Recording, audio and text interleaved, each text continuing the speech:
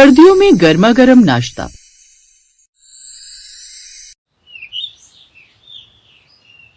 जयपुर शहर में दिसंबर की तेज ठंडी सुबह थी।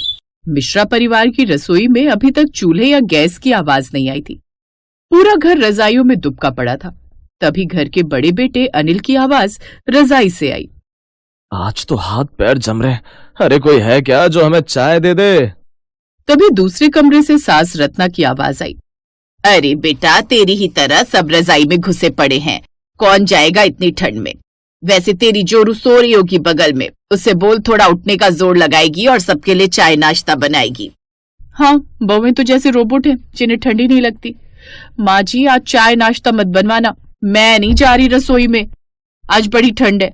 मुझे तो लग रहा है रजाई से निकलते ही कहीं मैं जम न जाऊं। माँ जी, आपने अपनी छोटी बहू को बोल दो, वही बना लेगी सबके लिए खाना।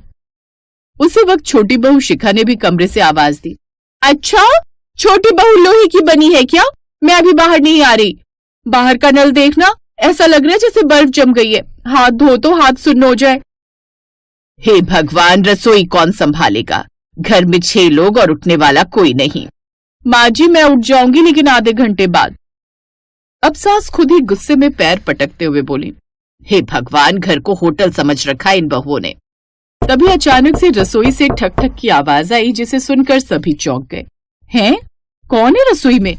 अब सास खुद ही किचन में गई, लेकिन वहां का हाल देखकर हैरान रह गई। हाय राम, रसोई शिमला बनी पड़ी है। तभी सास गैस जलाने की कोशिश करती है। अरे ये क्या, ये सिलेंडर भी लगता है खत्म हो गया। अरे ओ रजत, तूने सिलेंडर बुक नहीं करवाया था क्या? तभी छोटा बेटा रजाई से झांकते हुए अपने कमरे से बोला। ओ, भूल गया माँ, आज चूल्हा जलाकर उसी से काम चला लीजिए। अरे जमाना जुगाड़ करता था, मैं नहीं। मैं तो एलपीजी वाली औरत हूँ, मुझसे ये चूल्हा नहीं जलता। ये तो बस तुम्हारी दादी माँ का शौक था। इतने में बड़ी बहू बोली। माँ जी, आप चूल्हा जला लीजिए, मैं मोबाइल पर आपकी रील बना दूंगी, सच में वायरल हो जाएगा।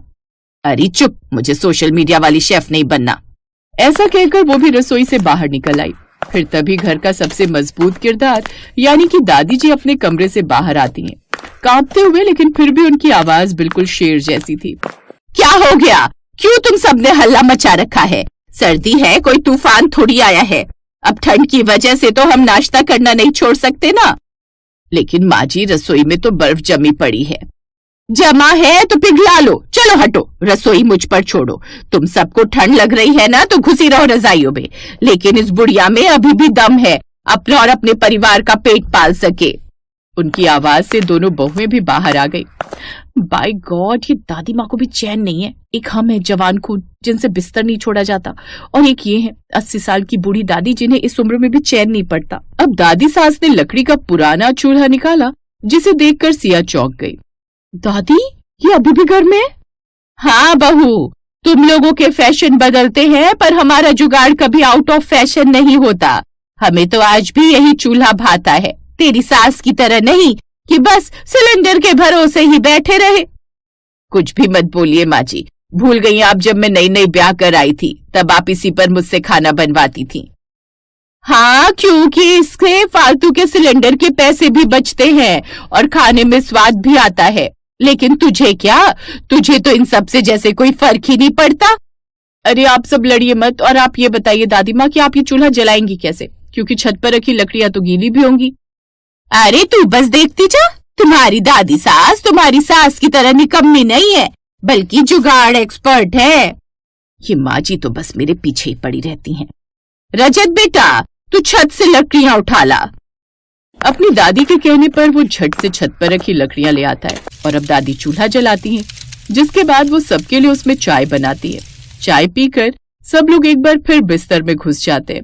फिर कुछ देर बाद रसोई से धुआं निकल रहा था, पर महक धुएं से ज्यादा आलू की टिक्कियों की आ रही थी। उसकी खुशबू से सब लोग उठकर बैठ गए। वाह, क्या खुशबू आ रही है। लोगों की बहुएं कितनी अच्छी होती हैं ना, जो बढ़िया बढ़िया नाश्ता बनाकर खिलाती हैं। एक मैं हूँ जिनकी दोनों बहुओं को बिस्तर छोड़ने का मन ही नहीं कर रहा। तभी दादी सास ने रसोई से आवाज दी। अरे कमबख्तो, तुम सबकी ठंड चली गई हो तो अब आकर नाश्ता भी कर लो। दादी सास की आवाज सुनकर सभी बाहर आ गए। अरे ये क्या माँ जी, आप क्यों नाश्ता बना रही हैं? तो क्या करूं, भूखी रहूं? तुम बहुओं को तो अपने घर की चिंता है नहीं, तुम सब ठंड से लड़ते रहो, लेकिन पेट गर्म रखना भी जरूरी है। सोचा क्यों ना एक बार फिर पुराने दिनों की तरह चूल्हे पर गर्मा गर्म नाश्ता बनाओ। अरे वाह दादी, आप तो कमाल कर गई। भले ही हम सब ठंड से जमे पड़े हो, पर दादी का जज्बा नहीं जमता। दादी सर्दियों का क्लासिक नाश्ते की तैयारी कर रही थी, जिसमें आलू की चटपटी टिक्कियां, बेसन का मसालेदार चीला और साथ में गुड़ वाली चाय। दादी माँ, ये गुड़ वाली चाय क्यों? सर्दियों में मीठा पेट में आग जलाए रखता है। ये सब जो आज बनाए है ना, ये है सर्दियों का गर्मा गर्म नाश्ता। शिखा हंसते हुए बोली। अरे वाह दादी माँ, आप तो मास्टर शेफ निकली। मास्टर शेफ नहीं, मजबूर शेफ हूँ। जब बहुएं रजाई में मिल जाए ना, तो बूढ़ों को ही चूल्हा जलाना पड़ता है। ये सुनकर दोनों बहुएं सिया और शिखा शर्मा गई। दादी माँ तो हमें ताने दे रही हैं। जो भी हो, आज नाश्ता बनवा कर ही मानेंगी। चलो मदद करते हैं, वरना बाद में सब हमारे मत्थे आएगा। लो, अब आ गई महारानियाँ, चलो आओ काम बांट लो। दादी, हम आपकी बहुएं हैं, रानियाँ थोड़ी। अरे रानियाँ ही तो हो, लेकिन रजाई की जब देखो उसी में घुसी रहती हो। चलो अब काम करो। तभी सिया ने कहा, अरे ये क्या, नल में तो पानी ही नहीं आ रहा। लगता है आज नल जम गया है। अब तो घर का कोई काम नहीं हो पाएगा, बर्तन भी नहीं धुलेंगे। अरे वो काम चोर, अकल की दुश्मन। अब दादी, नल जम गया है तो पानी कैसे लाएं? अरे उस नल के ऊपर गर्म पानी डालो ना, अपने आप ठीक हो जाएगा। सिया ने झट से गर्म पानी किया और नल पर डाला। कुछ ही देर में नल चल पड़ा। देखा अकल की दुश्मनों, अगर जुगाड़ का ज्ञान हो तो सर्दी भी हार जाती है। ये सुनकर तीनों सास बहू एक दूसरे को देखने लगी। फिर धीरे धीरे रसोई में टिक्कियों की खुशबू, चीले की महक और गुड़ की चाय की सौंधी सुगंध फैल रही थी। रसोई की खुशबू बाहर तक फैल गई थी। तभी पड़ोसन शकुंतला चाची आधम की। अरे काकी, ये कैसी खुशबू हमारे घर तक आ रही थी। मुझे लगा तुम्हारे यहाँ तो भंडारा चल रहा है, इसलिए सोचा मैं भी जी आऊं। हाँ चाची, आप भी आ जाइए। आज दादी माँ ने खास नाश्ता बनाया है। अच्छा, तो रजाई की बहुओं ने दादी को काम पर लगा दिया। सिया और शिखा का चेहरा लाल हो गया। दादी माँ और सासू माँ क्या कम थी जो पड़ोस की आंटियां भी बहुओं को ताना मारेंगी। आखिरकार दादी ने सबको गर्मा गर्म टिक्कियां परोसी। चीला, चटनी, दही और गुड़ की चाय के साथ साथ पूरा घर नाश्ते पर टूट पड़ा। वाह दादी माँ, पुराने दिन याद आ गए जब बचपन में आप कभी कभी हमें सर्दियों में ये गर्मा गर्म नाश्ता बनाकर खिलाती थी। हाँ, लेकिन आज भी आपके हाथों में वही स्वाद है। सच कहूँ दादी, आपके हाथ की टिक्की का स्वाद किसी होटल में नहीं मिलता। हाँ दादी माँ, आप रोज ऐसा नाश्ता बनाएंगी? चुप कर, अपनी बूढ़ी दादी सास से ऐसे बोलते हुए जुबान न घिसे थारी। तुम मजे से रजाई में घुसी रहो और ये बुढ़िया काम करे। मैं तो बस तुम सबको सर्दियों का गर्मा गर्म नाश्ता खिलाना चाहती थी। दादी, हम तो मजाक कर रहे थे, लेकिन आज आपने रसोई ही नहीं, दिल भी गर्म कर दिया। बहुओं, घर तभी घर होता है जब रसोई से धुआं नहीं, खुशबू उठे, और वो खुशबू मिलजुल कर बनाए गए खाने की होती है। सच कहूं माँ जी, आज के नाश्ते में सिर्फ स्वाद नहीं, प्यार भी मिला है। दादी ने प्यार से कहा, बहुओं, सर्दियां सिर्फ कंबल में छुपने के लिए नहीं होती, घर को, रिश्तों को और दिलों को गर्म रखने के लिए भी होती हैं। पूरा घर मुस्कुराया। रसोई की गर्माहट ने सबके मन की ठंड मिटा दी।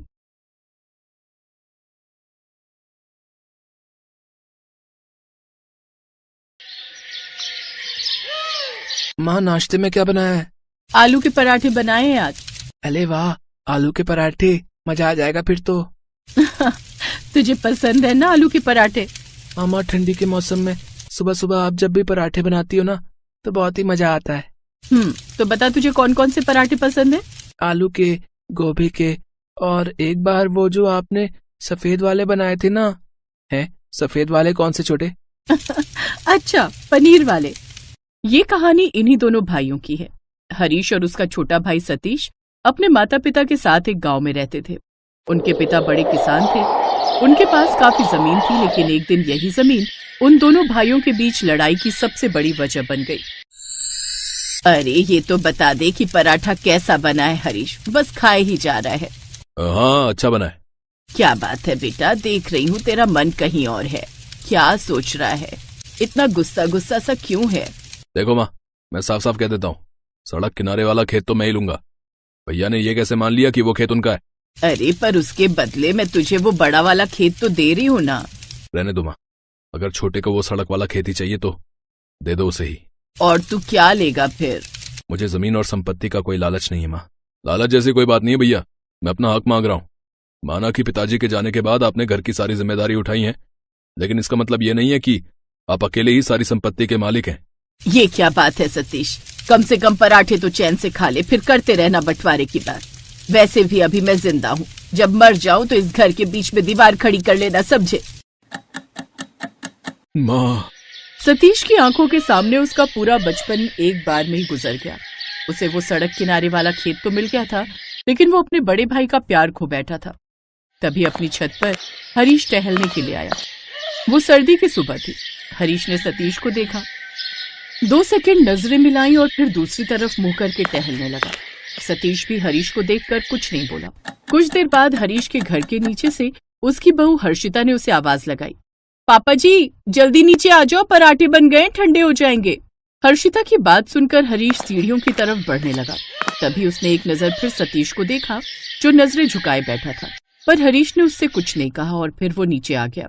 कहाँ चले गए थे आप पापा जी? देखिए ना पराठे ठंडे हो रहे हैं। कहीं नहीं बेटा, वो ऐसे ही छत पर जरा टहलने गया था। कितनी ठंड है और आप ऊपर ठंड में टहलने चले जाते हो, बीमार पड़ जाएंगे। यहाँ बैठिए, मैं पराठे लेकर आती हूँ, साथ में दही लेकर आऊं? नहीं, पराठे के साथ सिर्फ चाय दे दो। सिर्फ चाय क्यों? पता है, जब मेरी माँ पराठे बनाती थी ना, तो हम दोनों भाई, मेरा मतलब हम सब चाय के साथ ही पराठे खाते थे। फिर शाम को जब हर्षिता अपने पति हिमांशु के साथ बैठी थी, सुनिए आज मुझे सब जानना है। क्या जानना चाहती हो? यही कि पापा जी और चाचा जी आपस में कभी बात क्यों नहीं करते? हम उनके घर क्यों नहीं जाते और वो हमारे घर क्यों नहीं आते? आप हमेशा टाल देते हो, पर आज मुझे सब जानना है कि आखिर ऐसी क्या बात हो गई दोनों भाइयों के बीच। अच्छा बाबा, धीरे बोलो, सब बताता हूँ। उस दिन हिमांशु ने हर्षिता को सारी बात बता दी। सारी कहानी जानने के बाद हर्षिता दुखी हो गई और वो सोचने लगी कि कैसे दोनों परिवारों को एक किया जाए। सुनो, आपसे जरा एक काम है। हाँ, क्या हुआ बताओ। मुझे ना वो दादी वाला चूल्हा चाहिए। हंस क्यों रहे हो? आजकल की बहुएं भी ना, उन्हें चूल्हा दो तो कहती हैं कि गैस चाहिए, और अगर गैस दो तो कहती हैं कि चूल्हा चाहिए। ज्यादा मजाक बनाने की जरूरत नहीं है, आप बस उतना करो जितना कहा मैंने। अच्छा बाबा, ठीक है। पता नहीं स्टोर में कहाँ किस कोने में पड़ा होगा। हाँ तो जिस भी कोने में पड़ा हो हम मिलकर उसे ढूंढ लेंगे। अरे पर तुम्हें करना क्या है दादी के चूल्हे का? क्या आप नहीं चाहते कि चाचा जी हमारे साथ आ जाएं, दोनों परिवार एक हो जाएं? धीरे बोलो हर्षिता, पापा जी ने सुन लिया तो तुम्हारे साथ साथ मेरी भी डांट पड़ेगी। देखो मैं चाहता तो हूँ, पर हम उस घर में ना तो जा सकते हैं और ना ही उनसे बात कर सकते हैं। हाँ तो आप चिंता मत करो ना तो हम उस घर में जाएंगे और ना ही उनसे बात करेंगे। आप तो बस देखते जाओ, चाचा जी खुद ही चले आएंगे। इम्पॉसिबल। हिमांशु की बात सुनकर हर्षिता मुस्कुरा दी और फिर अगली सुबह उसने अपनी दादी सास की वही साड़ी और स्वेटर पहना जो वो अक्सर पहना करती थी। उसके बाद उसने छत पर चूल्हा जलाया और गर्मा गर्म पराठे बनाने लगी। तभी बगल की छत में सतीश टहलने आया। गजब की सर्दी पड़ रही थी तो उसके हाथ में एक चाय का कप भी था। फिर उसकी नजर जैसे ही हर्षिता पर पड़ी, उसके हाथ से वो चाय का कप छूटकर नीचे गिर गया और टूट गया। उसे हर्षिता में अपनी माँ नजर आ रही थी। जैसे ही हर्षिता ने देखा कि उसके चाचा ससुर उसे ही देख रहे हैं, तभी उसने जोर से आवाज लगाई, सभी लोग आ जाओ भाई, गर्मा गर्म पराठे बन रहे हैं, चाय के साथ बढ़िया पराठे खा लो। देखो तो कितनी बढ़िया खुशबू आ रही है, जो पहले आएगा वो पहले खाएगा। हर्षिता की बात सुनकर नीचे खड़ा हरीश भी हैरान था। उसे कुछ समझ नहीं आ रहा था कि हर्षिता कैसी बातें कर रही है, पर हिमांशु पास खड़ा मुस्कुरा रहा था। हिमांशु ने अपने पापा को छत पर चलने के लिए कहा। उधर दूसरी तरफ ना चाहते हुए भी सतीश के कदम अपने आप ही हर्षिता और उसके चूल्हे की तरफ चल पड़े। एक पराठा मिलेगा बेटी? हाँ छोटे पापा, जरूर। पनीर का पराठा बनाया है, आपको पसंद है ना? इतना सुनते ही सतीश ने झट से पराठे का निवाला खाया और फूट फूट कर रोने लगा। ये सब देखकर पीछे खड़ा हरीश हैरान था। वो तुरंत सतीश के पास आया और रोते हुए बोला, कैसा लगा छोटे, पनीर का पराठा? अगले ही पल हरीश किसी छोटे बच्चे की तरह अपने भाई के गले लग गया। Best buddies. Hello friends, thanks for watching this video. अगर आपको ये वीडियो पसंद आया है तो प्लीज लाइक, सब्सक्राइब, कमेंट्स करें इस वीडियो पर और हाँ, शेयर करना भी ना भूलें। और भी मजेदार वीडियो देखने के लिए नीचे दिए गए बेल आइकॉन को दबाएं। देखते रहिए बेस्ट बडीज।